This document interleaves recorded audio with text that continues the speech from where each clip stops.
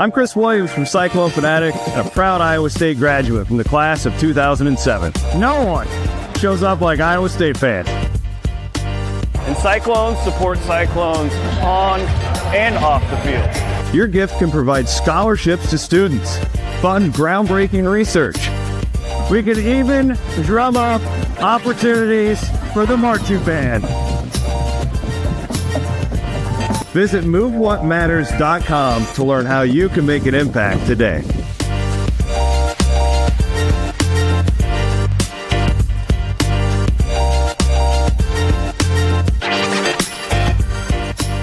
Cyclone Nation, what better way to kick off the 2025 college football season than cheering on your Cyclones in the Aer Lingus College Football Classic in Dublin, Ireland?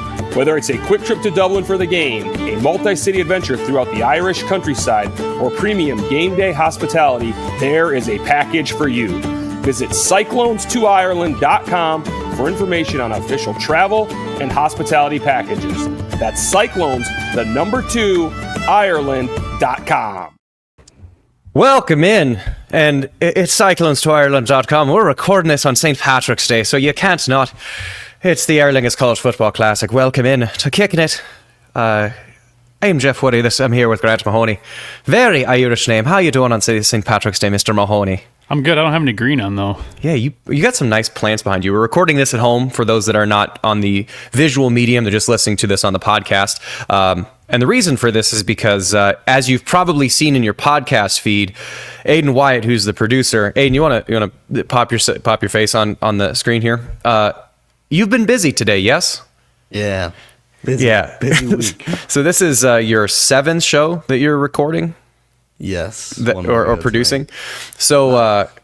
not all the way producing, but yes, 7 shows total today. So this is men's and women's NCAA tournaments and wrestling, all at kind of peak time right before the team disperses. So I just thank you for this, because I imagine all Cyclone fans appreciate having some dedicated coverage. Yeah, this is for me, best sports time of the year. Second best. October is the best. March into April is the second best. I'm not going to kick around too much time ahead before we actually get started, because we do have what is I would say it's my favorite episode of the year. And this is the second annual time that we've done this, but we're gonna tweak it a little bit. We're gonna provide some relevant information, but also if Aiden's doing 7 shows and you're getting information from us, you're getting information from CBS, you're getting information from ESPN and all these different outlets, there's more valuable information that you can get somewhere else. So we're here for the people. We have the best information. We have the best. After you listen to this show, you're going to make some adjustments to your bracket. Yeah, you realize that Wofford's not going to make it very far. But last year we did it for the first time, and this year we're repeating it. And we're just going to help you choose your brackets. And a lot of people choose their brackets. And we're brought to you by Kelderman Manufacturing, Kelderman.com. I wonder if they make tiaras for Cinderella, or they probably could. Yeah. Your new favorite school that you haven't ever heard of, like SIUE Edwardsville. You can make a new logo, get that laser cut, put it out in your front yard. So Kelderman.com. Thank you to Kelderman Manufacturing and Jeff Kelderman. So Grant, what are your general mechanisms that you fill out your bracket with? Because I have a few, and they're a little off the wall. Well, I based on what Rich Hollenberg had told us, that whoever's hot and healthy, I started with that. I like to look at like KenPom and the net rankings, and kind of based on that, I also like to look at how deep they are. Are they playing 6 guys? Are they playing 8 guys? And are they mostly freshmen, mostly seniors, mostly juniors? And then last metric will be, like, if it's a deciding factor between all of that, it'd be coach, whoever the coach is. Because usually, whoever's gonna win, not usually, whoever wins the national championship has a great coach. So how many do you fill out? Just one bracket, and then just put all your eggs in that bracket? I've got 3 right now. Well, 2. I've got three different, so I've got one that's for like money. I've got one that's for our fantasy football league. However you finish, that determines the draft order. Ooh, I like that. Like that. And then listeners, feel free to steal that idea. And then one with me and my wife. Whoever wins is going to buy the other new pair of shoes. Nice. So you have vested interest in all yours. I tend to just throw them in. I have, my fantasy football league, no one cares about this, but I've been in it for 14 years. I've won it 8 years. I've won it the last 3 years and 6 of the last 7 years. So I don't really care how I do in that one. So that one's a little more of a long. You've already established dominance. That's okay. But I like to throw mine into the abyss and just do like the ESPN league and just put them in there. And I'm going to start with, just gut reaction. It's pure feels. Sure. I don't put money on it because I'm not much of a gambler, and I don't really like to put money on something that is inherently almost impossible to predict. So I'll just throw it out there, and it's gut reaction. Look at it, think about it for half a second. And maybe if you do a little bit more research, if there's something that's sort of tight, then you can look at like the bracket where the location of it is. Like if I don't remember, like Iowa State playing in Milwaukee. Like that's good for Iowa State, or Wisconsin playing in Denver. It's pretty neutral but you can just see like, oh, okay, if that's kind of pushed over the edge. So it's just pure gut bracket. The next one is I'll do a reasonable want bracket that like that. Most Big 12 teams that you want to kind of make sure progress. Obviously, Iowa State's winning the national title in that one pretty much every single time. But you can't pick like 16s over ones. That's happened once, twice ever. Most of the time, that's not going to happen. So like when you're in doubt, then you go with one. Then one is just pure one. Like that's chaos. That is, what do I want to have happen? The Wofford Terriers. I want the Wofford Terriers to do very well because it's adorable. It's adorable. It's a terrier. It's the only one that I can think of it's the cutest mascot that I can think of. Okay. And then this one, which I've not filled out yet. This one we're filling out as we go because we have to discuss this one. This is the infamous mascot fights bracket. And let's contextualize this for those that don't remember last year's. We're not talking if Cy fought with Herky, which of course Cy wins. We're talking if a cyclone, like the actual meteorological phenomenon, was to somehow fight a Hawkeye, which you'd have to do some research on exactly what that is. It's the eyeball of a hawk. It's the eyeball of a hawk, I guess, which advantage cyclones. Iowa State tends to do really well in this bracket. So Iowa does not in real life. Iowa tends to not do well. We were talking about Fran ahead of time, and based on that tenure and past recent history, not the best for Iowa. But anyway, we're going to go through the first round matchups, and Grant has actual youthful information based on his KenPom numbers and stuff that he's talked about, and just fun facts about the actual schools themselves. But we're going to pick almost exclusively based on which mascot would win in a fight. And if that sounds stupid, it's because it is. But it's also, I think, one of my favorite shows because I get to learn about the reasons why there's a lot of different names out there. Things we have to get used to in this show. A lot of dogs get hurt in the conversation. No dogs were actually hurt in real life. No dogs are actually hurt in real life, but a lot of dogs, like bulldog versus tiger, advantage tiger. And so you have to do it. There's a lot of bad things to dogs. And the second thing is there are some sketchy ass nicknames, man. And we're going to get into that, but there are some sketchy names. Mm-hmm. So, Aiden, can you pull up, we'll start in the South because I think that's the top one, the Auburn bracket with the pigtail game. Okay. One thing I do want to say before we get started, Jeff, is I will say something at the very end, and a metric that I dove into that I saw, there are only 8 teams that fill this out, so one of those 8 teams I am willing to bet my life savings on will win the national championships here. I'll reveal at the end, though. Okay. So we're going to start in the South, and this is meant to be fun, but if you want to bet on it, it tends to do pretty poorly in real life, but it does very well in the fun department. So I'm actually going to, while we're doing this, I'm going to fill it out on my phone. So I'll have a bracket. Okay. You're just the mascot fights bracket. Yeah. Okay. So first off, Auburn's playing the winner of the St. Francis versus Alabama State. Do you know what those mascots are? No idea. Auburn Tigers. Auburn Tigers. Yep. So Alabama State is the Hornets, which Hornets makes sense. Scary buzz, whole lot of them. Yeah. And the St. Francis is the Red Flash.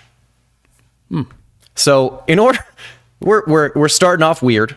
So the Red Flash, St. Francis used to be the St. Francis. They used to just be St. Francis. They didn't have a name, and they wore red. And so the student newspaper back in like 1918 said that they were red flashes. And then that just became collectivized to Red Flash. So it's just a guy in a red shirt. That's what their mascot is? That's it. That's just a guy in a red shirt. Basically just... Pretty weak. Yep. So Hornet, problem is you can just swat a Hornet. Are we talking... Because it's just... Are they the Hornets? Right, but it's the Bison or the Tigers. It's just one Tiger. So if it's the Hornets, it's just one Hornet. So downside, I mean, I think we have to go with the Red Flash because it's just a guy who can swat it. But either way, they're facing a Tiger in the first round. So advantage Auburn. I think we can move this on. Okay. So Auburn's, they get the advantage. The next game, the 8-9 matchup was interesting to research. Louisville Cardinals, Creighton Blue Jays. What actual information do you have here? Yeah, so I'm not convinced the ACC is a solid conference this year. Duke just ran through that, and they beat Louisville in the championship game without the best player, pretty convincingly, without the best player in the country, maybe. However, does that say more about Duke, or does that say more about the ACC? Yeah, and that's what I'm not sure. I'm not. Duke is very, very good. I'm not saying they're not, but when it comes to March Madness, I don't like picking teams that are led by freshmen. And so that's where my hesitation is with Duke. And Duke haven't really played anybody that great this year. They have, but it's like the ACC was down. So I'm not completely sold on Duke. I don't have them winning a national championship in any of my. I don't know if even have them going to the Final Four. So, anyways, Louisville, Creighton. Louisville is 24th in net, 23 in KenPom. They're 4-6 in Quad 1, 11-1 in Quad 2s. Creighton didn't. I thought they were better than they were. 38 in net, 35th in KenPom, 6-6 Quad 1, 5-4 in Quad 2. But here's the real fact that why I and my brackets are choosing Louisville. The last 10, like Rich Holmberg said, Louisville is 9-1, Creighton 6-4. Yeah, so in real life, I'm going Louisville. I will say though that if we're talking real, Creighton has experience because like Kalkbrenner has been because they were a Elite 8 team 2 years ago, I think. Yes, but Louisville has one of the deepest NILs. They went out and bought their entire roster. That's true. So it feels like a reasonable 8-9 game. So do you remember the guy from BYU last year? He's a tall white dude. Devin, Jackson, Waterman. Daxon. Waterman, I think is. Oh, okay. If you remember him, he had like a Chinese tattoo on his arm. Anyways, he's at Louisville now. Okay. He was that pest you hated on BYU along with all the other Chets. Yeah, BYU is just one giant team of Chet. Yeah, they've also got Chucky Hepburn from Wisconsin. Okay. There was a dude that was down to Iowa State and Louisville from Colorado. Javon Hadley, he's there. So I think Louisville's got a solid squad. So really, the only way to decide is what would win in a fight, a Cardinal or a Blue Jay. That's right. So Cardinals, doing some research, a little ornithology research. Cardinals stand 5 inches tall, a little bit lighter than a Blue Jay, and they're territorially aggressive. But a Blue Jay, as far as like yard birds, those sons of bitches are mean. They're mean. They will kick. They'll steal. They'll call it's nest raiding, where they'll fly into an existing nest, push out everything that's not there, and actually eat the eggs of the existing bird that was in there. Blue Jays are mean, man. This is a Creighton, a Blue Jay and a Cardinal. If you're fighting those two, like I think I'm gonna take the Blue Jay every time. Blue Jays eating your family. Yeah, Blue Jays eating your family. So next one, it's a 5-12 matchup. The Michigan Wolverines, who tend to usually do pretty well in this, versus the UC San Diego. Do you know what they are? Triton? Yeah. Do you know what a Triton is? I killed a man with a Triton. Yeah, Brick, you might want to seek shelter. Yeah, Brick killed a guy. So that's a trident. That's a trident. Triton is actually the son of Poseidon in Greek mythology, and he is half fish.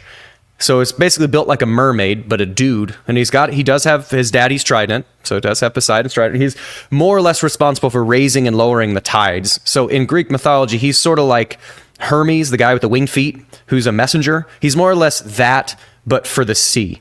So this is where it gets a little bit sticky, and how are we going to go about doing this? You have mythical demigod versus a Wolverine. I feel like, starters, I love UC San Diego.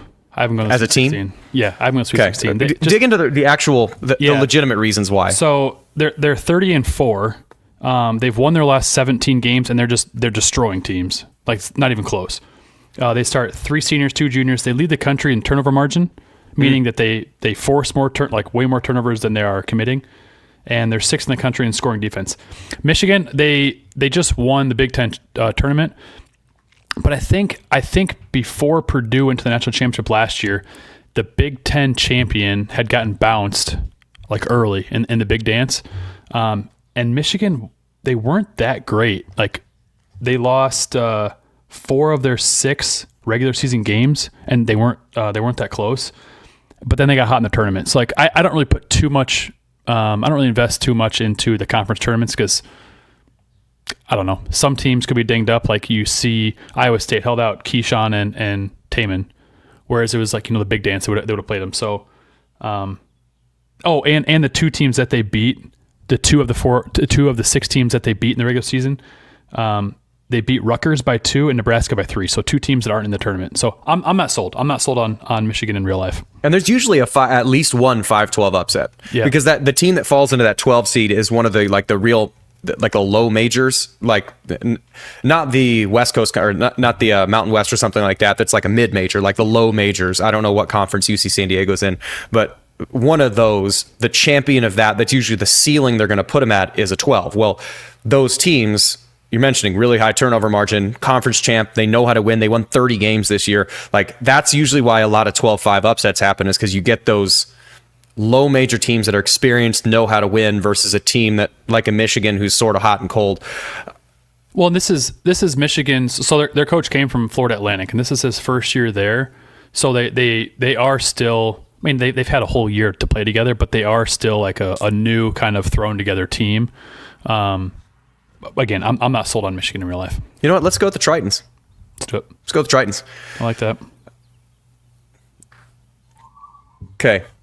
Bottom of the bracket, or middle of the bracket. Texas A&M Aggies versus the Yale Bulldogs. Sorry, Bulldogs. Aggie is more or less just a farmer. So, the guy, he's got a lot of tools and a lot of toughness. It's not great for a dog. Is there anything real basketball-wise that we got to talk about here? Yeah, I guess what I would say is, if I'm gonna, I've gone back and forth on these teams in a few of my brackets. Yale, they force the opponent to shoot over half their shots from 3, and Texas A&M, they are 316th out of 355 in 3-point percentage. And they shoot about 22 threes a game, which is about middle of the pack. So if they have to shoot more threes than they want to, and they're not a very good 3-point shooting team, that could be a detriment to them. Also, Yale was, if you guys remember, Yale, I think went to the Sweet 16 last year. They were one of the Cinderella teams last season. So they know how to win. Yeah, they know how to win, and most of those guys are back from that team. And Yale's stud, this is kind of a 5 degrees of Kevin Bacon. Yale's stud is dating Kylie Fire. She plays for Iowa. Feuerbach, who transferred from Iowa State. So there's a little fun tidbit. Yeah, 6 degrees Kevin Bacon. But either way, it's a farmer. Yep. And a dog. There's enough. Again, it's just a lot of bad things happen to dogs.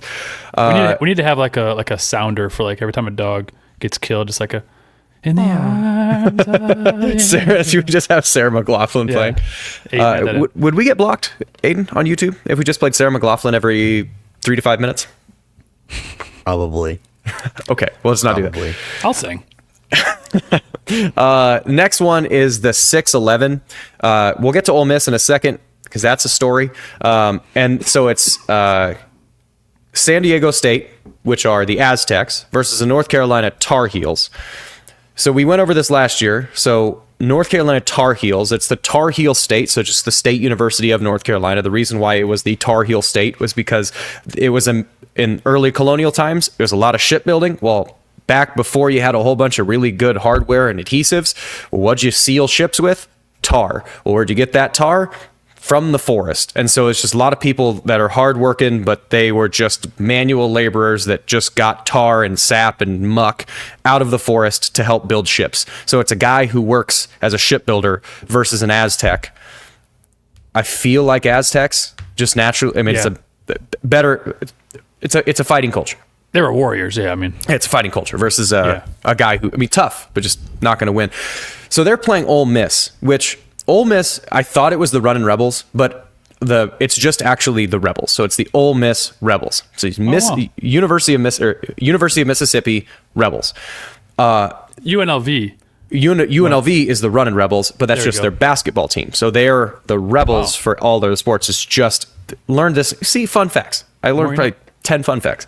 So prior to 1936, it used to be the Mississippi Flood was the name of Mississippi, of Ole Miss's teams. And then in 1936, the students voted to call themselves the Rebels after the Confederate soldiers, because it's Mississippi and it was 1936. Probably their grandparents fought in the Confederate or in the Civil War. So it's essentially Confederate soldier versus an Aztec, and sort of feels like the X factor here is a gun. You got a musket, you get a couple shots, time to reload. So it's sort of, if you hit him on the first shot, you win. If you don't, the Aztec's gonna probably be able to take that. But we've seen across history, guy with gun generally tends to win. Does an Aztec have any kind of weapon? I'm gonna go with spear, maybe bow and arrow. I think historically, though, guy with gun has done pretty well. All right. So I'm gonna go with Ole Miss. I feel like we got to go Ole Miss. Yeah. All right. Now the one that everyone's really interested in. The Iowa State University Cyclones versus the Lipscomb Bison. Bisons, plural. Bisons. They are not the North Dakota State Bison. It's the Bisons. So this is, we'll get the silliness out of the way. I think people probably know this, but where Cyclones came from and the reason why Cy is a Cardinal is the Iowa State when it was Iowa State College was the Iowa State Cardinal, like Louisville is the Cardinals. And then in, I think it was 1895. They won in 1895. They went and played Northwestern in Chicago, and a sports writer in Chicago wrote that Northwestern might as well have been playing an Iowa Cyclone with as well as they played. And so they started calling the football team the Cyclones, and that just spread to the athletic department, which is why Cy is a Cardinal and Iowa State is the Cyclones. So you have natural weather phenomenon versus the Lipscomb Bison. Fun fact about bisons. Right. Sorry, bisons, plural. I thought that bison plural was like deer. I thought so too. Can be singular and plural. I thought so too, like moose. Bison. Like moose. Yeah, moose goes to meese. But apparently Lipscomb is the bisons, plural, and fun fact about bison generally is if they see a thunderstorm, if you go through the storm, that expression comes because bison will feel the pressure and look at the storm, and they, rather than running away from the storm and making the storm last longer, they'll head right into a thunderstorm cell, and so they can get through it faster because they're tough enough to handle it. But if they run through the storm, then it's going over them and they're going through it, so it cuts the time in half that they're actually going to be underneath the storm. Problem is, a cyclone is a hurricane. It's longer than that. It's not just one thunderstorm. You can't run through a days-long hurricane. Iowa State in the weather or in the mascot fights bracket, take this one right away. Boom, moving on. Now, Lipscomb though they are good. I'm gonna say, and I told you this guys in the text, they are a similar comparison to BYU. All five of Lipscomb's guys, all five of their starters have made at least 30 3-pointers on the year, so they can all shoot. They're gonna spread you out. But they don't go very deep. They only play 6 guys, maybe 7, and they're not that tall. They've got their stud is from Wisconsin, about an hour away from Milwaukee where they're playing, so it'll be a homecoming for him. He leads them in scoring and rebounding. He's 6'8", so I think it's going to be a big game for the Presidents. But they rely on the 3, and so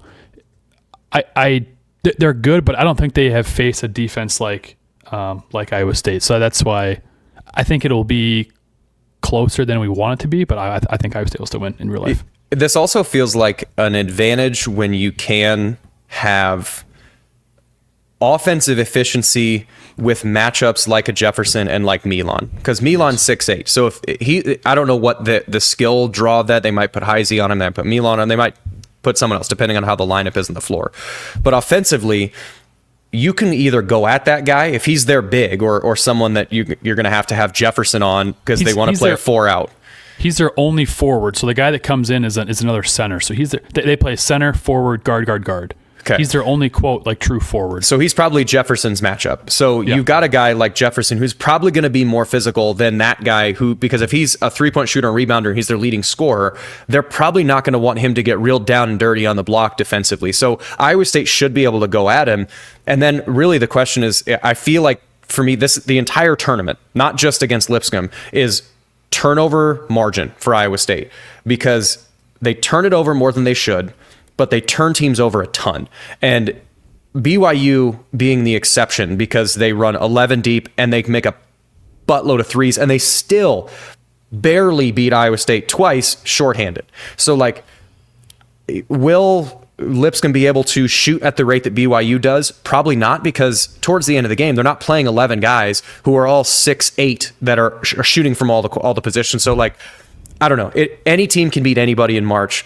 And this is a matchup, like you said, but probably closer than you want. And you shouldn't, I wouldn't expect to just walk in and roll over a team, even if it's a 3-14.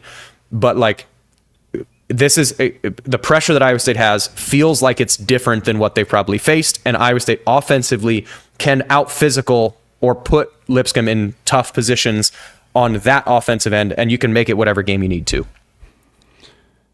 Yeah, I agree with everything you said. Next game, Marquette. Oh, last thing I will say is that obviously with Gilbert being out, that sucks, but they have cut down on turnovers since. So that's, if there's a positive, that's it. But it's still Gilbert, the defense that Gilbert brings and the intensity driving to the hoop will be missed. But they have to step up and be more cohesive as a team.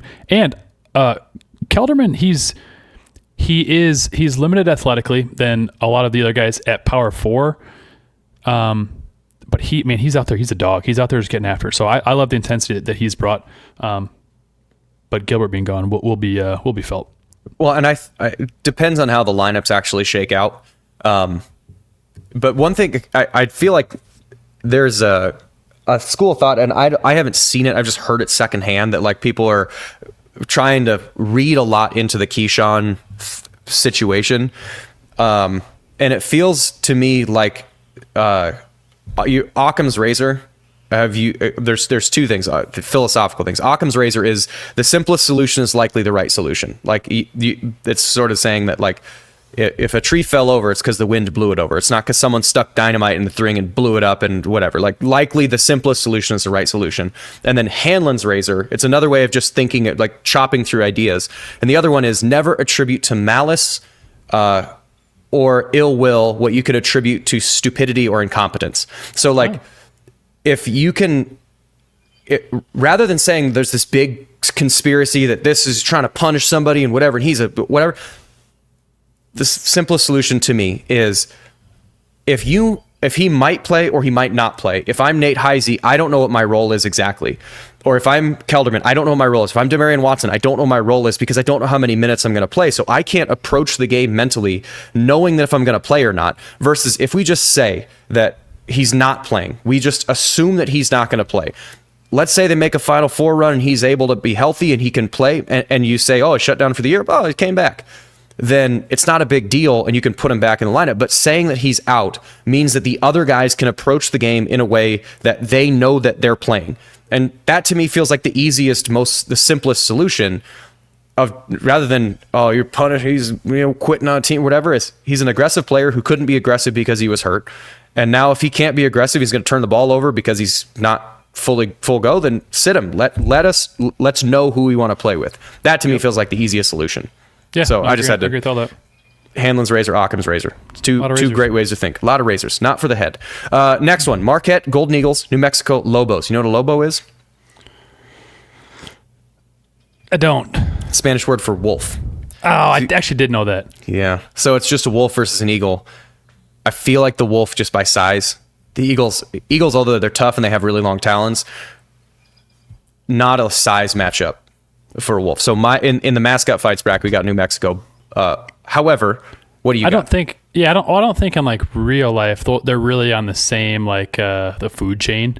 Like I don't think eagles are really going after wolves very But like often. if they had to, I feel like the wolf would be able to, like it would have to be a death by 1,000 cuts. If an eagle's going to take a wolf down, it's got to like kind of claw at it for a while and let an infection happen and then kill it slowly over time, I guess. But the lobo is a more straightforward answer. I in real life, I like New Mexico in this. They've won 7 of their last 10, and their 3 losses were to good teams, and they've won 12 of their last 15. Marquette, like Rich Hollenberg said, they do have Cam Jones, who is a stud. He's someone who could take over a game, and then push his team, into the tournament, like I talked about with Terrence Shannon did for Illinois last year. But their best win since December was versus Creighton at home. They haven't really beaten anybody like of note. They haven't beat anybody ranked, but they haven't beat anybody of note since December. So is Alford still in New Mexico? He is at Nevada now, I believe. Okay. Different Southwestern team. Yeah. I could be wrong in that, but I thought I saw him the other day with an N on his shirt, and I thought it was Nevada. That feels right. Last one, Michigan State Spartans versus the Bryant Bulldogs. In the arms of savage. Sorry, Bryant. Sorry, One thing I will say about Bryant, though, one, he's a good guy. But two, they're Bryant, sponsored by just like him and Robert Morris. They're sponsored by New Balance, which I think is cool. Whoever is in charge of marketing at New Balance is just hitting it out of the park. A+ for the last 5 to 10 years. I have nothing on either one of these guys because I didn't really. Michigan State's a really good team. And they got Izzo in March. Feels like one of those. Yeah, I mean, don't doubt Tom Izzo. I didn't really care to dive into that one too much. All right, West Regional, Florida Gators Regional. Is that the next one down? Florida, boom. Okay, Florida Gators, Norfolk State Spartans. I feel like a Gator one-on-one, when it knows that it's go time, very hard to beat. It is a shell. It has armor everywhere. And a Spartan may be tough, but if it just has to get one bite. Wouldn't a Spartan, like, you could have your spear and you could just throw that between his eyes. Yeah, but like, have you ever watched Swamp Hunters or whatever it is? Where they get the occasional people go shoot the gator.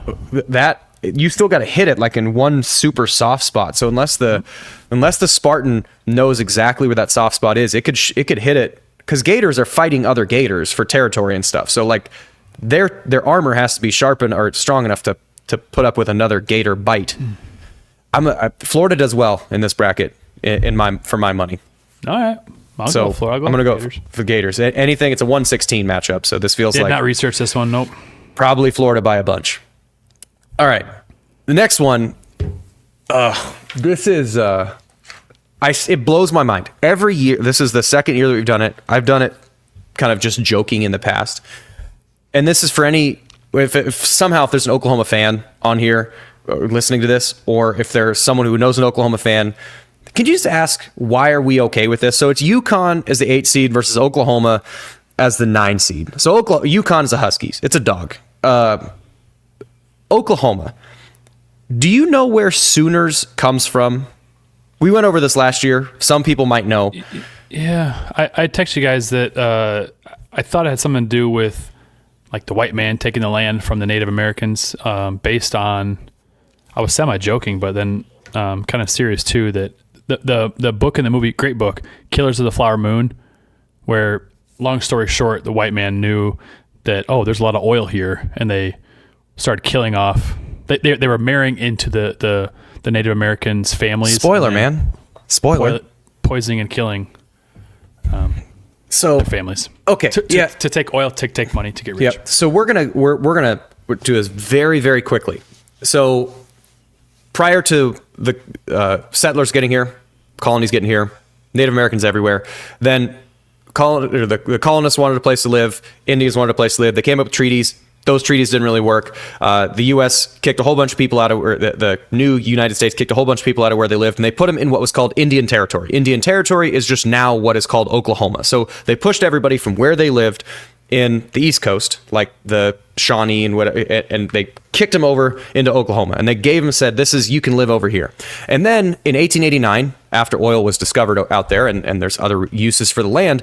They said, that land that we gave you, okay, it's not yours anymore. On April 22nd, this is God's honest truth, on April 22nd at noon, any white male, eligible landowning male, they roped off the area where they could do this. You're able to just run in, and if you put stakes in the ground to X amount of acres, you now own that territory. Don't have to buy it. You can just go in and have it. And the people that were pushing for this land boom were called boomers, trying to push for this kind of appropriation of land. Now, that's bad enough that you're just saying that, like, all right, where you live, get out. It's mine now. But the Sooners, what a Sooner is somebody that prior to noon on April 22nd in 1889, they, like the night before, they went to hide in a tree or hide under a shrub and lay there so that when the horn sounded, they were already in the land and could stake it. So they cheated the system of stealing land. So the system that had been set up, they even broke the rules of that system, which was stealing. Why are we okay with this still? Like, this should have gotten there sooner. That's literally, it's a Sooner. It's a so when they say boomer Sooner, they mean I'm a thief and I'm a cheater. I'm a thief and I'm a cheater. Boomer Sooner. That's really what that means. Like, I don't want to. This isn't necessarily like politically correct. I'm not trying to say that it's like, hey, respect whatever. This is literally like, what are you trying to say your message is to the universities, like the Iowa State Cyclones or whatever? Cool. Like, even the Hawkeyes, it's after a book. But like, literally, like, this is saying what you stand for is cheating and stealing. So just on principle alone, I cannot advance Oklahoma at all. So a dog does advance to the next round. And to make it worse, like, before football games, they run around with that wagon, which is literally what the people would take in to steal land. Yes. I hate that by default, not by default, but I hate by principle, we're moving Dan Hurley on. Yeah, I know. Just he's gonna stare at a referee real intently. Anything about this game actually? No, not really. I chose UConn in real life just because they're back-to-back champs. They when the lights come on, they play, and I'm not sold on Oklahoma. Yeah, and I didn't really do a lot of research on they got Caravan and they got Hurley, and it feels like those two guys just are going to be able to win them a game or two in the tournament. Yep. Next one, Memphis Tigers, Colorado State Rams. This is the first one that actually like has, I feel like, potential to be real food chain. A Tiger, I feel like, would actually eat a Ram. Sure. Like, geographically, they feel like they would line up in certain situations of the world. So advantage Tiger. What about the game itself? Tyrese Hunter got hurt for them, so that's not good. He may not be able to play. But they do have PJ Haggerty, who is, I don't know if he leads the country in points per game. He's top 5. He's up there, so he's still a stud. But Colorado State is hot. They've won their last 10, and they've won 18 of their last 21. All but 2 of their 9 losses have come to tournament teams. So Colorado State in real life is, I've got them beating Memphis. They're a good team. It's another one of those. It's another 12-5. There are rumors that Nico Medved may be heading to Minnesota to become their next head coach. So if that in real life, if that's permeated into the locker room, that might be something to look out for. That would be not fun, because you were around when Chiz left, right? Mm-hmm. You found out when you were at the UDCC, didn't you? No. Yeah. Just like across the little ticker. Wait, what? I was like, I would know this before. No, but I don't think Nico would take the job in the tournament. I think he'd wait until they're out before he'd announce anything. But still, if he's checked out, could be something to watch for. Next game is not an exciting game from a mascot fight standpoint. It's the Maryland Terrapins, which is just a turtle, versus the Grand Canyon Antelopes, which is it's a prey species. This feels like I was doing just trying to figure out, like, is there any aggression or territorial nature of an antelope? And it's like, nope. They just run away from stuff. They eat grass. They run away from stuff. So I feel like the terrapin at least has some territorial, like some fight to it. It'll bite and claw a little bit. So kind of on principle, I'm just going to give it to a terrapin. It's just a big turtle. And it just depends on where. Are you fighting this on land? Are you fighting this in the water? Kind of somewhere in between. Not going to give it to a prey species. Maryland in real life, they're a really good team. They're hot. They played really well recently, and a lot of the quote experts have predicted them to go decently far. That's all I got. Missouri with a horrible draw is the next one against the Drake Bulldogs, who have lost 3 games all year. And most of their roster has won multiple national championships at the D2 level, and their head coach has won, I think, 5 D2 national championships. So this team, despite the fact that it's Drake, they know how to win. So Missouri Tigers, Drake Bulldogs, in the arms of the angel. So Caleb Grill's on Missouri, which is... You can find... I personally, I'm rooting for Drake. I think it's pretty. Cents a day. It's pretty well known that I am too. That I enjoy. When Drake is good, it's good for Des Moines. So I'm rooting for Drake, but also I'm kind of fine if Missouri does well because of Caleb Grill. But from a basketball standpoint, this one feels like a game that neither team really wanted to see the other one. No, Missouri, they shoot really well. They're a top 5 offense. Drake, I think, is the number 1 scoring defense in the country. They're the slowest. We talked to, so I hosted on KXNO on Friday. They're the slowest team in the country at all in Division One. Slowest by tempo in the entire country. Yeah. And the Missouri story is really cool. Last year, they were one of the worst teams in the country. They were 0-18 in the SEC. Just terrible. With a lot of the same guys. So their turnaround's been pretty remarkable. I think Ben McCollum, I don't think he'll stay at Drake for too long, but I think he has the potential to get a major Power 4 head coaching spot and to win a national championship somewhere. He's highly revered. Is that the right word? Yeah, revered, respected, highly respected, highly regarded in the coaching circle. There you go. Could be revered. Paul revered. A lot of Power 4 coaches have come to him for like inbound plays and, hey, what you do in this situation? He is a brilliant basketball mind. And I go back and forth this game too. I love Drake because of their story, because they're Des Moines' hometown team, because they are so well coached and McCollum is such a stud. However, I wonder if, they beat Kansas State early on in the season. They beat Miami earlier on in the season. But when they play a team like Missouri, who is up tempo, who is full of just athletes all over the court, will they be able to slow them down? Because a lot of these guys, yes, they have been playing at the Division I level for this entire year, but most of them are D2 guys, which is no disrespect to them, but D2 guys and all conference Power 4 guys are on a little different level. So that's where, to me, I picked Drake in a lot of my brackets because of coaching. But I think it's gonna be a really great game because it is 2 exact opposite. It's 2 contrasting styles. One team wants to get up and go and score a ton of points. The other team wants to slow it down and take really efficient shots. And that's primetime on Thursday too. That's on the 20th at it is. Nice. 6:35 p.m. Next one, Texas Tech Red Raiders. He's a guy who's got guns. He's trying to steal stuff like a robber, like a bandito. Versus UNC Wilmington Seahawks.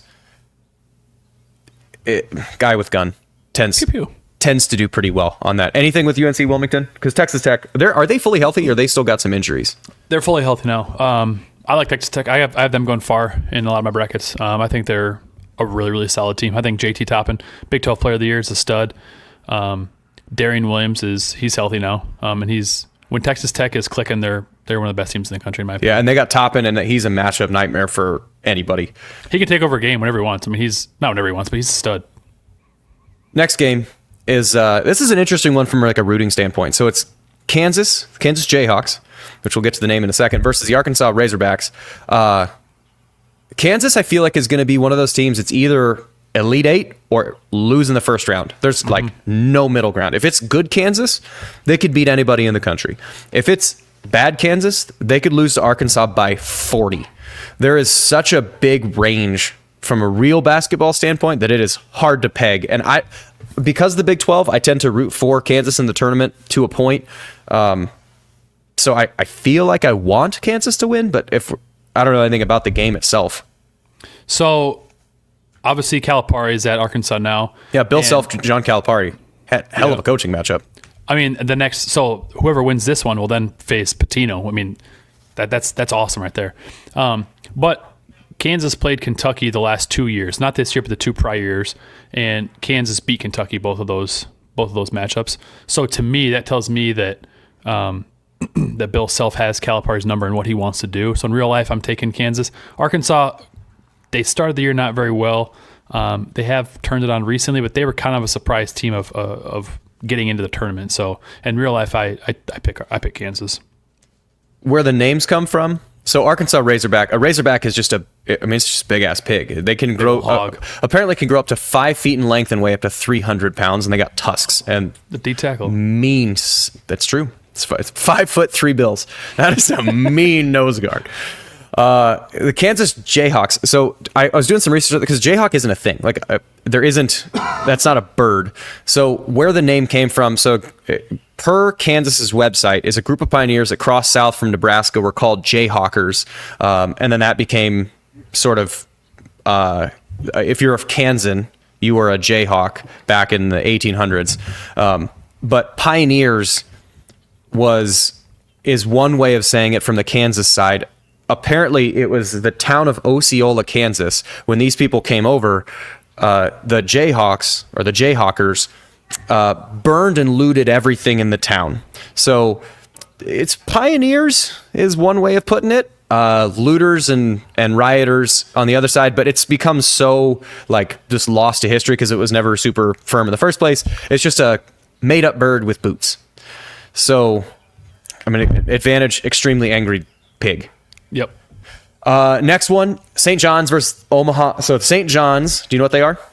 The Red Storm. Omaha, do you know what they are? Mavericks. Yeah. Iowa State played Omaha earlier in the season. So where each of those names comes from. So the Mavericks, So the Red Storm is once a month for women. They easy. That's not it. Easy. That's okay. It's worse than that. So the Reds. I looked that one up. It's like, where's this come from? Yeah. So the Red Storm, they are originally the Red Men because it started because they just wore red uniforms. So just like, was it St. Francis? They were the Red Flashes. They just wore red uniforms. So they were the Red Men. Nothing to do with race or Indians. But then in 1922, the students created a mascot, which was a cigar smoking Indian named Chief Blackjack. And it was like a caricature of an Indian, and they were the Red Men. And so Native Americans were sort of like, hey, can you not do that? And so they changed it now to the Red Storm. Not till 94, though. Not till 1994 is when it actually kind of switched over. So they switched from the Red Men to the Red Storm. And the mascot itself is a bird because they tried to pay homage then to the Native Americans that they were sort of disrespecting before, which was a mythical bird that was believed by Native Americans to control thunder and lightning, sort of like Greek myth with Triton, controlling the seas. So we'll go with Thunderstorm. And the Mavericks is actually just named after a steer that they would run onto the field, and his name was Maverick. So that's why their mascot's a bull, like the actual mascot itself. It's Maverick the Bull, because he was just a steer that they ran on the field. So it's a steer versus a thunderstorm. How do you beat how would a cow beat a thunderstorm? Just wait it out? Wait. I feel like it's not long enough to really cause a tremendous amount of damage. We got to go with Omaha. I think we got to go with Omaha and go Mavericks. There we go. Okay. Next one. The one thing I do want to say about St. John's is they've won 19 of the last 20, and they've got 4 losses. And their 4 losses are by a total of 7 points. So their 4 losses are by 1 in overtime, by 3, by 1, by 2. And I thought they could have been a 1 seed. Yeah, they are. I think I've got them going to the Final Four in one of my brackets. They're one of the best. I want to say they're one of the best defensive teams in the country, I think is what it is. And Pitino, talk about coaching. And Dudes won before. And in the Big East tournament, they destroyed everyone. Like they're hot right now. They're hot and they're healthy. And Pitino, they're old. Like they are. They're good. In the East bracket, actually, you know what? It's not a Razorback, but it's a hog. You know what's kind of the best hog? Is one raised by the Iowa Pork Producers Association. That's right. We're getting the was a little bit disappointed. My father-in-law will get a big-ass pork butt and smoke it and then pull it, and it's just... He said he was going to do that on... He said he was going to do that on... I got a pork butt thawing in the fridge right now. He said he was going to do it... This week. He said he was going to do it on Sunday for today, and he didn't.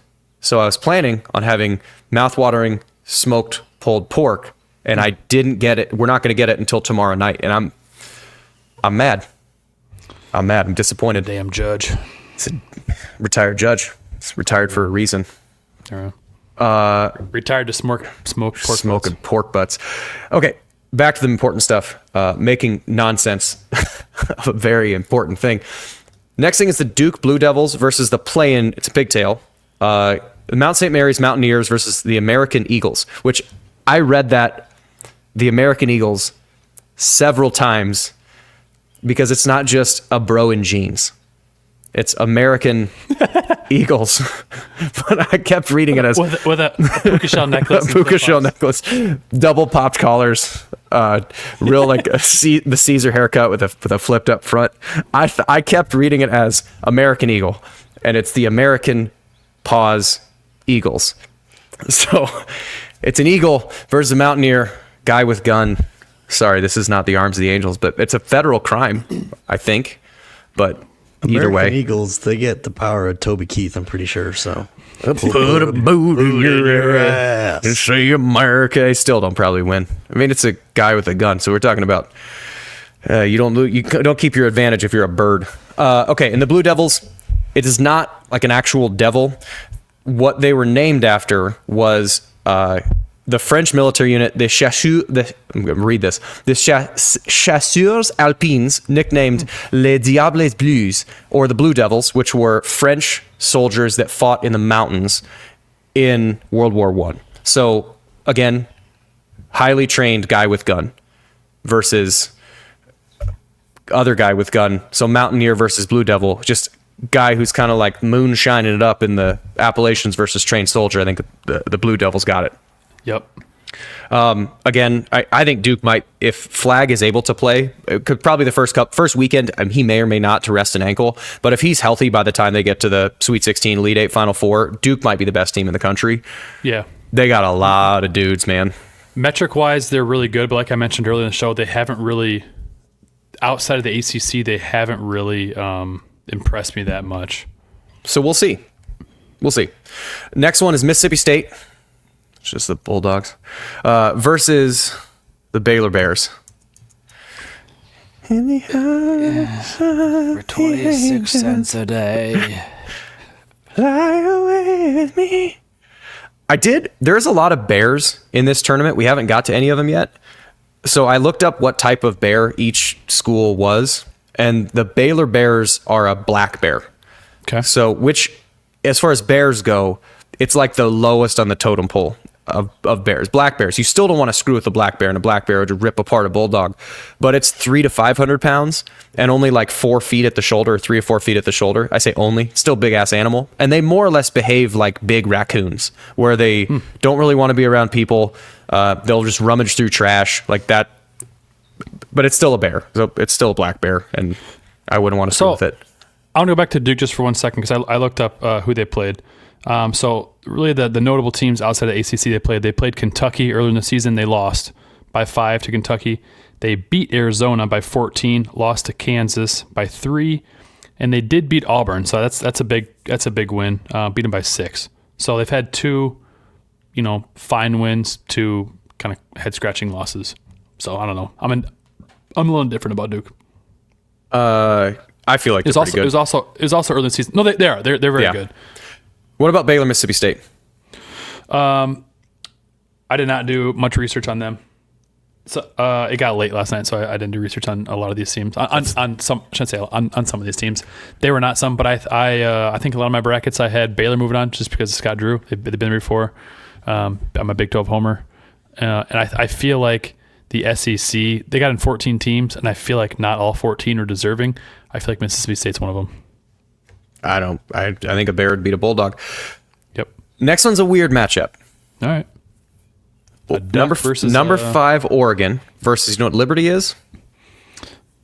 Screaming Eagles. Liberty Flames. You know where the term flames comes from. So Liberty it's a Christian university. And so their motto is let the light of the gospel be taken to the world. So it's the flame, like this little light of mine, I'm going to let it shine, like that type of thing. So if you're taking a flame into the world, it has to be a portable flame. It's not a wildfire because you can't take that anywhere. It's sort of like a torch or a candle. So it's a flame, but it's a pretty small flame. So you have a duck versus a small fire, small contained fire.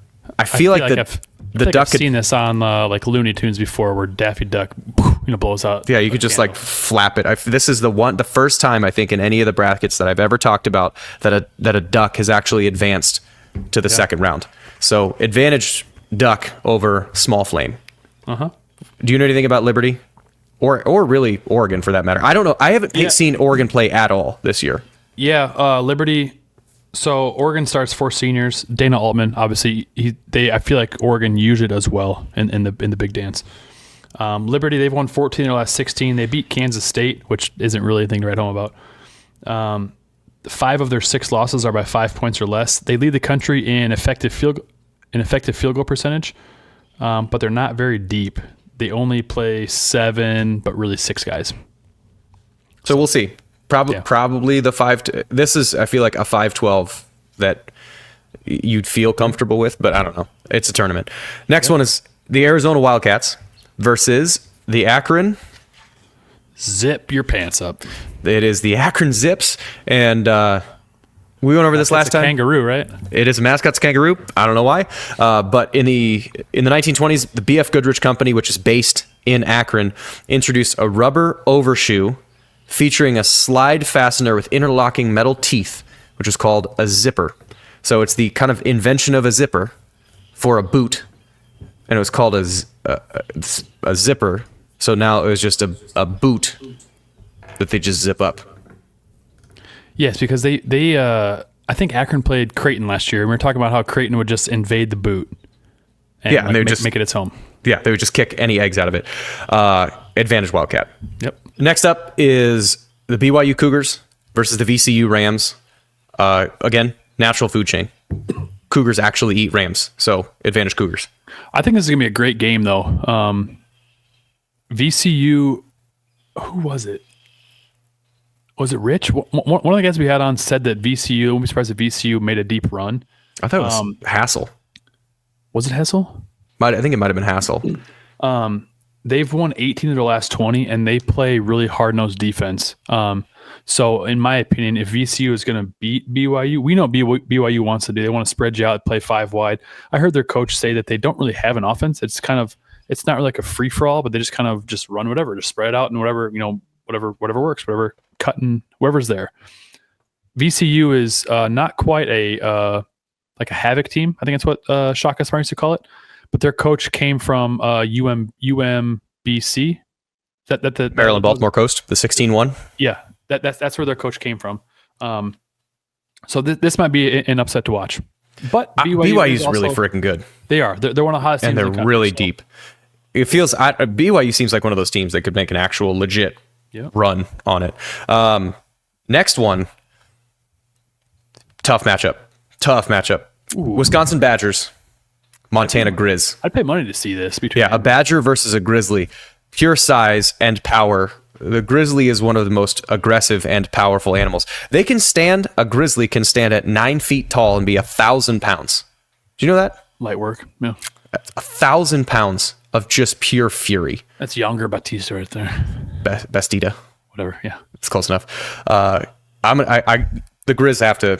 Yep. The Grizzlies have to go. They have to advance. You ever been to Montana? Beautiful state. I want to. Sam Richardson lives out there. Really? Yeah, I ran into him at. He was back in town. His wife is from Urbandale, and so he was back in town visiting her family, and we ran into him at Exile. Sat and talked to him for 15, 20 minutes. Wow, how'd they get out there? He was actually coaching with Mess when Mess was at Montana State. So he was out in Bozeman, and then he realized he didn't want to coach anymore, and so his dad had worked. I think he had family already up there, and he was working he now works as a home builder for the company that his dad either started or works with. So he's a home builder in Bozeman, Montana. Wow. Yeah. No, Mess went to Montana State. They were the first team to offer me. And Sam, still handsome. Still a handsome fella. You don't lose that. Next one. St. Mary's Gales versus the Vanderbilt Commodores. Weird matchup name. A Gale is just a Gaelic person. It's just an Irish person.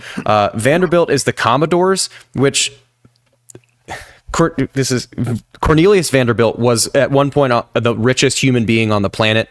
And he started in shipping and then got into like railroads and stuff. And his nickname, because he started as a steamboat captain, his nickname was the Commodore because that was the highest rank in the 1830s in the Navy at the time. So he got so rich that he just started a college and endowed the whole damn thing. So they named it the Vanderbilt for Cornelius Vanderbilt Commodores because that's his nickname. Wow. So it's just a rich guy, the Vanderbilt Commodores. So you have an Irish guy versus a rich guy. Could you imagine a college being like the Grant Mahonies, the Mahoney Dingleberries, the Mahoney Dinguses, the Mahoney Dinguses? Yeah. I feel like there's some California universities that got some weird names, but yeah, the Vanderbilt Commodores. I think Vanderbilt is just an Irish guy. But we need to change Kansas State's nickname from the Wildcats to the Dinguses. To the Dinguses, the Dingleberries. Yes. Speaking of Dinguses, though, don't be a dingus. We already did it. We already did it at the top of the show. It's St. Patrick's Day. We did it at the top of the show. But we'll do the Aer Lingus College Football Classic. Don't be a dingus. I'm just saying it again. You're not being a dingus. Last one is the Alabama Crimson Tide versus a guy named Robert Morris. Bob Jones? It's just Bob Morris. It's the Bob Morris Colonials versus the Alabama Crimson Tide. And we got into the Crimson Tide. It was a football team, and they got really dirty in red dirt, and they were wearing white. And so some sports writer called them the Crimson Tide. And we advanced them last year because the elephant. But I think on principle, it's not a thing. It's just a bunch of the Robert Morris Colonials. Move them on. Yeah. I don't know anything about them, but move them on. Just on principle, yeah. Alabama, no. You have to pick an actual thing. That's right. An elephant has nothing to do with a Crimson Tide, which also once a month. Grant, knock it off. Okay. Knock it off. All right. All right. So the Houston Cougars and then in Midwest Regional, Houston Cougars versus the Southern Illinois University Edwardsville, also the Cougars. So it's the Cougars versus the Cougars. Advantage Houston. Houston might win the whole thing. Yeah, I've got them winning the whole thing in one of my brackets. And we talked prior that if we have, which we've got another matchup of the same mascot in this next game, that the higher seed would advance just because they're the higher seed. Gonzaga, Bulldogs. Georgia, Bulldogs. In the eyes of the angel. But also Bulldog success. I really like Georgia, though. Like they were going to be one of my sleeper teams because they've been hot recently. But Gonzaga is just like... Gonzaga. Smart few. Yeah. Smart few.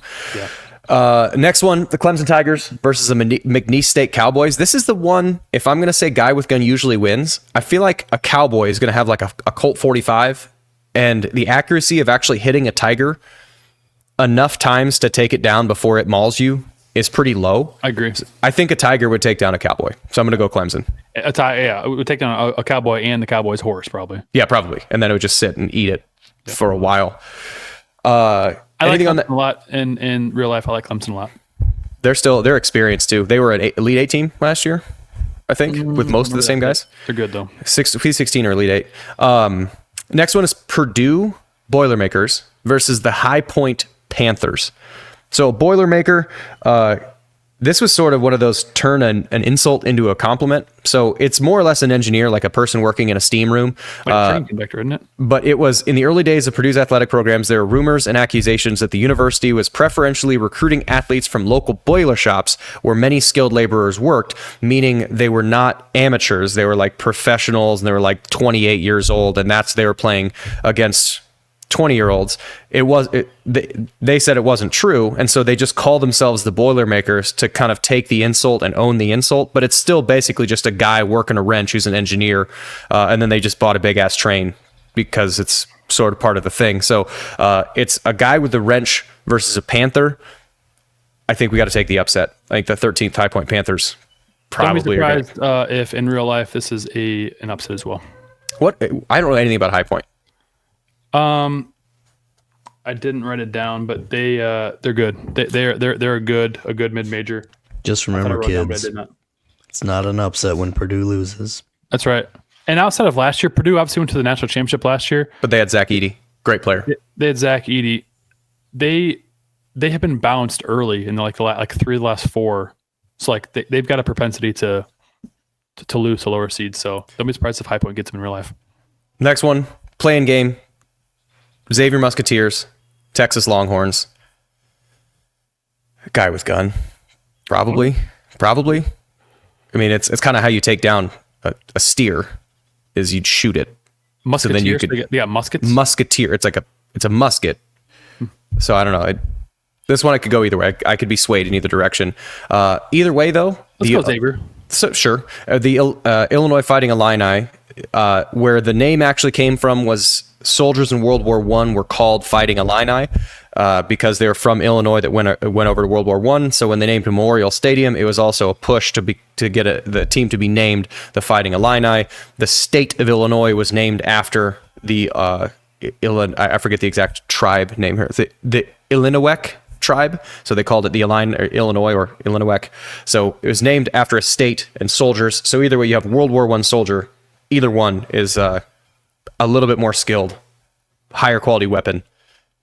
Fighting Illini win. You think so? Yeah, over a musketeer. A musket, just a one ball. You got to load it again. Versus by then you have multi-round weapons. You ever been hit with a musket? No.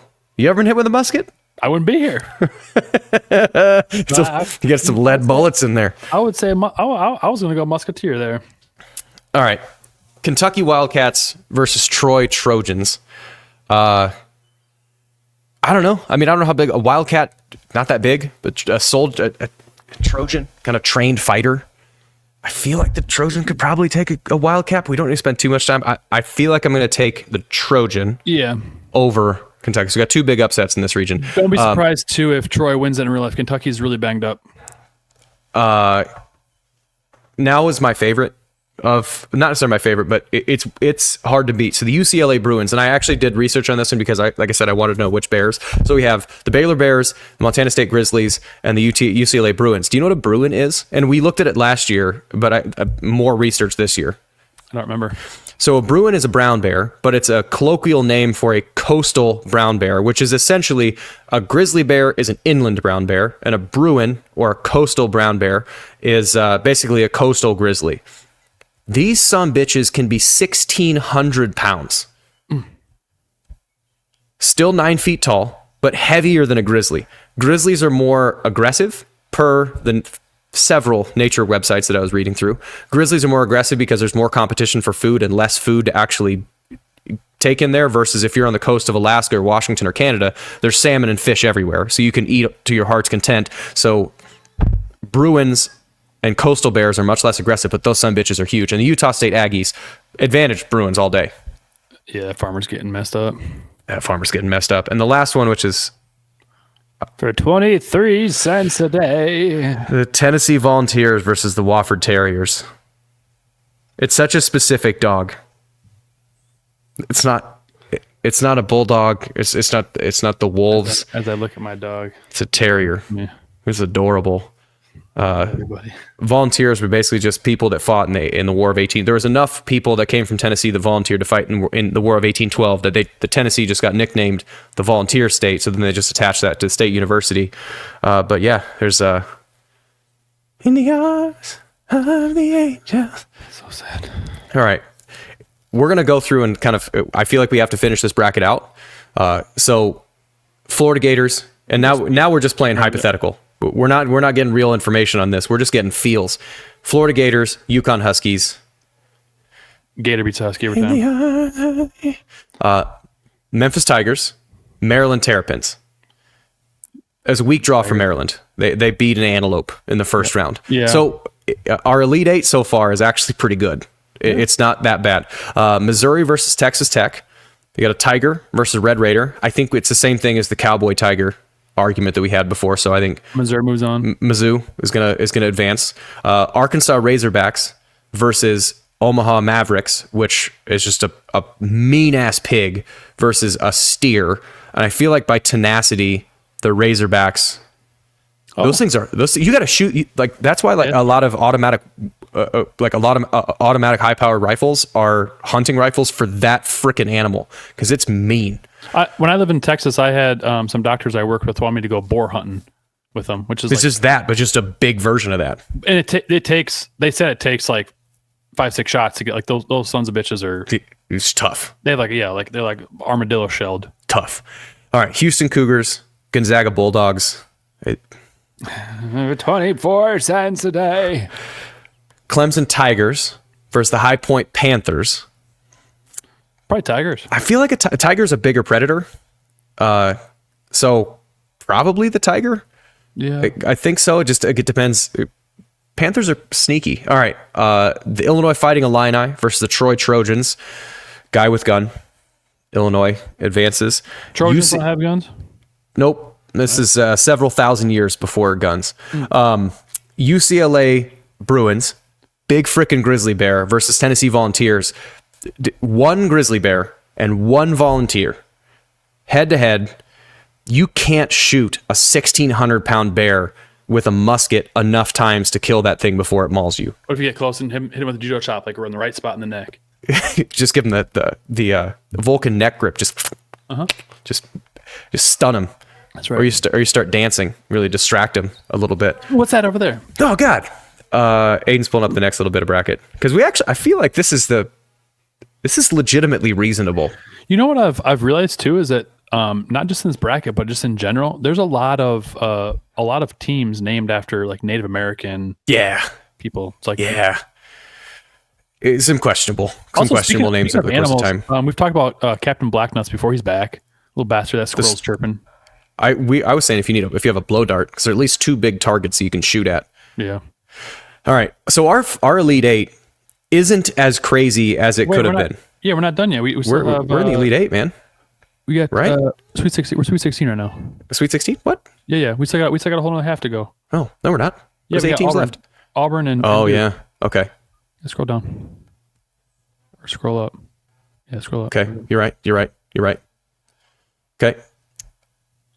Auburn, Tiger versus a Blue Jay. Tweety Birdstein, he's seen that one before. Sorry, guy. The UC San Diego Tritons versus Texas A&M Aggies. Mythical demigod, hard to beat. So UC San Diego finding their way. To 16. The Ole Miss Rebels versus the Iowa State Cyclones. We've actually seen Cyclones rip apart portions of the Confederacy. Yes. So advantage Cyclone there. That's right. New Mexico Lobos versus Michigan State Spartans. A trained fighter. I think Michigan State probably can take down one wolf. It's not a wolf pack. Like the Nevada wolf pack. That'd be a pack of wolves. It's like just one wolf. Michigan State Lobo. Yeah, it's just Lobos. It's just one Lobo. All right. Last regional. Aiden's loaded up. Start with Duke versus Baylor. So we'll have the Blue Devils. Blue Devils. Again, trained fighter with a gun versus a small bear. I think the type of bear matters here. Okay. Because if it was a grizzly, Yeah. I would take that. But I mean, this is touch and go, but I'd take Duke. Yeah. Duck versus Wildcat. Duck with a really easy first round draw. Arizona Wildcats advance. Okay. BYU Cougars, Montana Grizzlies. You've already heard my love for Grizzlies. Yeah, you got to go Grizzlies. As just a terrifying predator. We have the Vanderbilt Commodores versus Bob Morris. The Colonials and the Commodores, I guess. It's just weak draw. I think Vanderbilt, because of the higher rank, they're kind of the same thing. I would probably go with Vanderbilt just because they are so similar. Yeah, probably Vanderbilt. It's the Colonials. It's same more or less. It's 100 years later. So now we've got a few upsets, but our brackets. It's actually looking pretty good. It's not too bad. So we've got 4 double-digit seeds, which is not uncommon in the Sweet 16.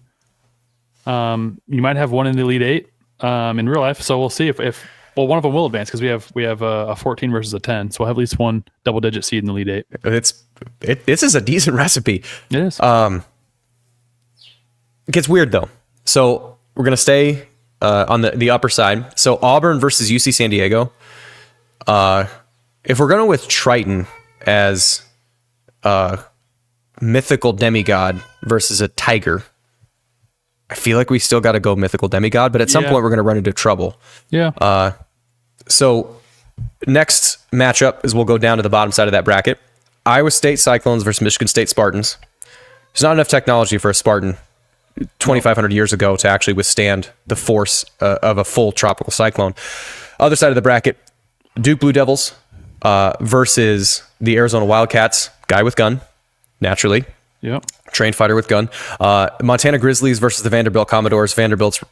Their run is over, and you get the Montana Grizz. So we have one Grizzly Bear in there. Florida Gators versus the Memphis Tigers. I still think that a Gator it's tough, man. Yeah. That's a tough thing to beat. Missouri Tigers versus the Arkansas Razorbacks. This again feels a little bit food chainy, where it actually could come down. The Missouri Tigers, so an all SEC Elite Eight finish over there. Houston Cougars versus the Clemson Tigers. Tigers bigger. Yeah, Tiger's bigger. Clemson with the upset. Illinois Fighting Illini versus the UCLA Bruins. It's a 1,600-pound bear, man. Yeah. I feel it's a big-ass bear. So our Elite Eight, Florida, Mizzou, Clemson, UCLA, Iowa State, UC San Diego, Duke, and Montana. Okay. To get to the Final Four, let's finish with Iowa State here. So Duke, Montana, another Grizzly. Duke's got a gun though, right? He's got a gun, and he's a trained mountain fighter. So do we go Duke? I think Duke, because you'll find bears in the mountains. Yeah, and he's going to know how to fight him. Well, let's go Duke. It's literally a mountain soldier. Okay. So we'll finish with Iowa State. We'll get there because that's a dramatic finish. Next is Clemson Tigers, UCLA Bruins, big ass bear, UCLA. Okay. Unfair fight. Florida Gators, Missouri Tigers. Gator. They had a tiger in the last round. They actually do. So Florida Gators. So we got Florida and UCLA, and now UC San Diego Tritons, demigod of the seas, versus a Cyclone. If his job is to calm the seas, a Cyclone is the opposite of that. That is inherently causing turbulent seas for a long period of time. And if no one believes in a demigod's ability to enact his power, is it really a demigod? Does it really even have any power? I think the one team that could take down the UC San Diego Tritons is the Iowa State Cyclones. Your Iowa State Cyclones. It's Iowa State Cyclones. Final four: Iowa State, Duke, Florida, UCLA. So Duke, UCLA, you've got a man who just took down a bear. He just took down a grizzly, and now he's taking on a bigger grizzly. Are we taking attrition into this? He just had to fight a grizzly. Are we going another grizzly? Or are we just going to say straight up refreshed? No, because his last fight was either March 29th or March 30th, and now it's April 5th. So he's had 5 days to recover, 6 days to recover. I think we got to go with Duke again. I think he's shot his way through two of the most ferocious terrestrial predators. Iowa State versus Florida. I think I got to go Florida here because they do battle. Yeah, they do. They survive. So Iowa State makes it to the Final Four, but loses to Florida after they just kind of is the floor. So they just kind of sink to the bottom and they just wait it out. So they have a Duke Florida national champion or national championship. I feel like Duke probably has the advantage because again, skilled soldier, skilled marksman. They've made it this far. I think we have to go with Duke. Okay, I was thinking Florida because the only way this guy's going to kill him, you got to get him the right. That's true. Florida has already beaten a guy. You know what? With a gun. Call the upset. Florida taking down Duke. Florida it is. A Gator wins. So it's not as insane of a bracket as what you could possibly get. So it's been an hour and 19 minutes of something that I truly enjoy. I've got one more thing though, Jeff. Thank you for the ride of that. So now one last little legitimate fact nugget. So since 2001, 96% of national champs have had a top 21 KenPom offense before the tournament. and 91% have had a top 31 KenPom defense. Right now, there are 8 teams this year who fit that criteria. You want to know who they are? No. I'm going to tell you. Auburn, Duke, Houston, Florida, Tennessee, Gonzaga, Wisconsin, and your Iowa State Cyclones. One of those 8 teams will win the national championship this year. Statistically, that feels true. Yep. So that's all I've got. You got anything else? Congratulations to the Duke Blue Devils on winning their national title. Florida won. Florida. Congratulations to the Florida Gators on winning the national title. That's right. So thank you to all of our loyal listeners who are still listening. This was a fun episode as always. Thank you to Aiden Wyatt for producing this long episode. And as always, remember, adopt.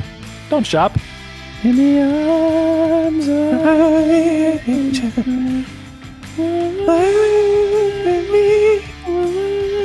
for 24 cents a day, you too. In the arms of the